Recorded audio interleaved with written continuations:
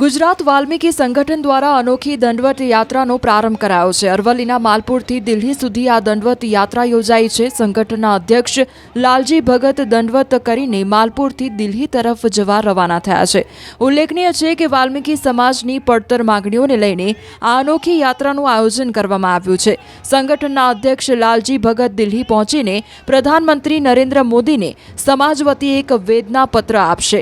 યાત્રા અંગે મળેલી જાણકારી પ્રમાણે આ અનોખી દંડવત યાત્રા એક વર્ષ સુધી ચાલશે। આ દંડવત યાત્રાની મુખ્ય માંગ એ છે કે ગુજરાતની કચેરીઓમાં કામ કરતા સફાઈ કામદારોને કાયમી કરવામાં આવે।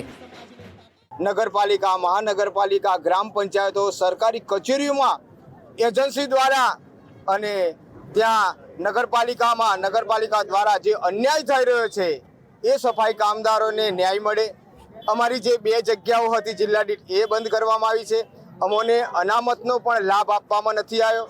આ પ્રશ્નોને લઈ હું માલપુરથી વડાપ્રધાન નરેન્દ્ર મોદી સાહેબશ્રીને હું 1 વર્ષ માટે આ યાત્રા કરી રહ્યો છું।